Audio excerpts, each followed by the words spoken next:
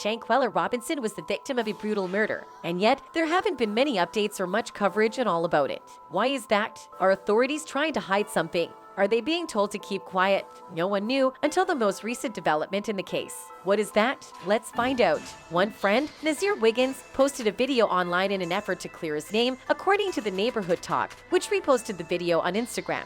Wiggins said in the video he didn't know about the attack in the hotel room. He said he arrived in Cabo a day after and his friends told him that Quella was sick and she was showing signs of alcohol poisoning. A layover in Dallas, Fort Worth, Texas at 10. So, well, 6 to 9? Anyway, I got on my flight to Cabo at 11 o'clock. As y'all seen in the post before this, it take 3 hours to get to Cabo. Meanwhile, all this stuff happened on Friday. I don't know nothing of it, don't know nothing about it, don't know why it happened. Boom. So I'm thinking I'm gonna turn up. My birthday was the last week, October 22nd. Y'all can see that because I've been on my page. So I'm like, let me extend my birthday and I'm gonna go to this trip. Cause I got asked to go on the trip in June, but I didn't reply because I didn't know what I was doing for my birthday since the next birthday was the next week after mine. So, where I was at? Oh, yes, I left on Saturday. The trip was from Friday to Monday, October 28th, 29th, Shanquella Robinson's family and friends congregated at Little Rock Ames Zion Church in Charlotte, North Carolina on Saturday, December 10th for a demonstration seeking justice for the young woman who died on a trip to Mexico under mysterious circumstances more than a month ago. The rally's goal was to demand that authorities arrest individuals implicated in Robinson's killing.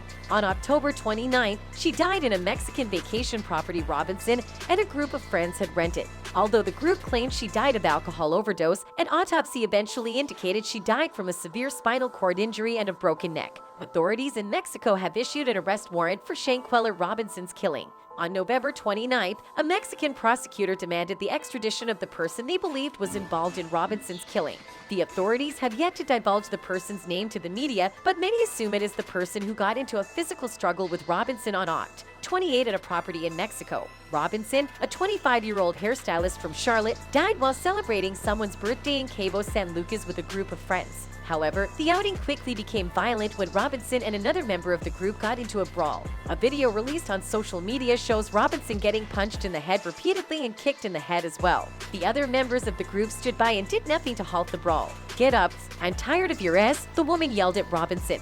Robinson collapsed and died as a result of her injuries. Those in the group returned to the United States while Robinson's remains stayed in Mexico. After they said it was alcohol poisoning, we received the autopsy report on Thursday and it said that her neck had been broken and she had a back spasm. There was a crack, spinal cord was cracked, Robinson's parents told WBTV. That took it to another level because that meant somebody had attacked her. One of the names being thrown about as the murderer is Dejanay Jackson. But who exactly is Dejanay Jackson? She is allegedly the female accused of attacking Shanquella Robinson.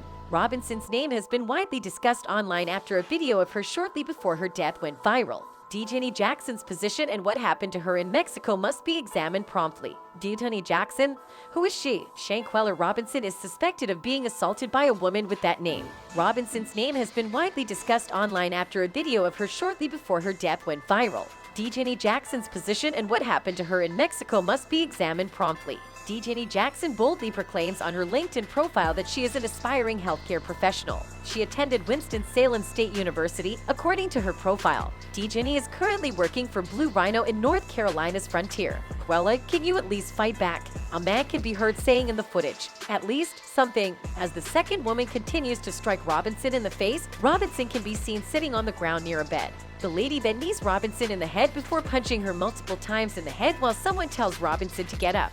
It was unclear what led up to Robinson's attack or what happened after the 20-second videotape finished. As the video concludes, Robinson can be seen lying on the ground. Robinson was vacationing with 6 pals, according to Queen City News. According to her family, they arrived on Friday and had dinner prepared by a private chef. She told me they had a chef, they were getting ready to eat. They were eating tacos or a salad or something, and I said, "Okay, I love you, have a good night, and I will talk to you tomorrow." I never talked to my child again. She never made it back home, Salamander Robinson told the news station. Robinson's father told news outlets, "How could they do this to my baby? They all need to be in jail right now in Mexico and they shouldn't have been let go." According to Queen City News, the death certificate stated that Robinson was found unconscious in the villa's living room and that a doctor attempted but failed to revive her with CPR. According to the news channel, the autopsy found no evidence of alcohol toxicity or intoxication. According to Rolling Stone, the group was staying at Villa Linda 32, owned by Cavavillas.com.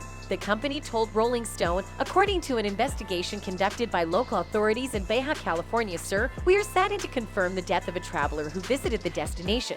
According to the investigation, the victim has been identified as Shanquella Robinson, and the incident appears to have impacted private parties traveling together. The company added, "We are working diligently to determine the facts surrounding this incident, which is currently being investigated as an isolated criminal matter that happened involving guests at a private villa located in Los Cabos. Additional information will be made available by local public safety authorities when the investigation is complete." Robinson managed a children's hair braiding business called The Exquisite Kids, as well as a women's boutique named The Exquisite Boutique, according to her Instagram. On Facebook, Robinson said she studied at Winston-Salem State University and attended West Charlotte High School. On her Instagram, she posted photos showing her traveling and wrote in the caption of one photo, "No effort, just living freely." Robinson's sister, Elon, wrote on Facebook, "Even in debt, she putting pressure on them. Watch how she bring the city out." She moved slow. She put her hands up on her head to pull her hair back. It like, wasn't no speed to it. None. So damn, was it a hangover? Was she drugged? It's a lot of stuff and a lot of questions that we have, and I'm pretty sure everybody else do that haven't been answered yet. And that eats us up too. Yeah. Because we they got simply don't know. naked. Even if they did not cause or meant for her death, they was coming back to assassinate a character and to embarrass her. They was gonna put that video up showing that girl jumping on her. Oh yeah. They had a plan. Oh yeah. Robinson's mother told Queen City News she had a heart of gold. She loved everybody, and pretty much everybody loved her. Robinson's family said they paid $6,000 to have her body flown back to North Carolina on November 10th. Her father, Bernard Robinson, told WBTV, "All I've been doing is just crying, trying to figure out what happened. I can't even be a grandfather, can't even walk her down the aisle, she's gone." Robinson's sister wrote on a GoFundMe campaign, "My name is Tequila Long, the sister of Shanquella Robinson.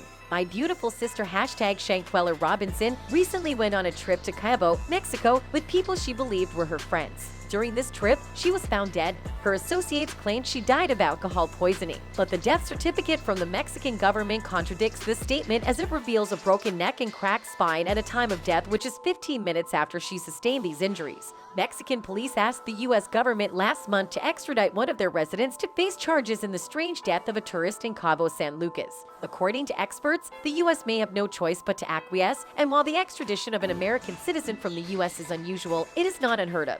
Rawls and Will lawyers, who often handle cross-border extradition cases, told Insider that extremely few U.S. to Mexico extraditions involving American residents occur, and their company has only ever handled one such case. Obviously, it's a dramatic step, Perry told Insider. However, there is some precedent. In a similar instance in 2012, Bruce Beresford Redmond, a former Survivor producer and American citizen, was extradited to Mexico to stand trial for the 2010 murder of his wife in Cancun. Beresford Redmond was found guilty in a Mexican court and sentenced to 7.5 years in prison before being freed in 2019. The U.S. starts 670 to 950 extradition cases per year, although this statistic includes both requests from U.S. prosecutors to foreign governments and requests from foreign governments to the U.S., and does not specify how many requests from foreign governments explicitly concern U.S. people. According to Perry, the U.S. extradites between 25 and 45 people to Mexico each year, although it is unknown how many of those persons are American citizens. And while many countries refuse to extradite their own citizens to face charges in foreign countries, according to Perry, the U.S. is not one of them. Only time will tell how this case ends. Thanks for watching until the end, and don't forget to subscribe and like. Goodbye.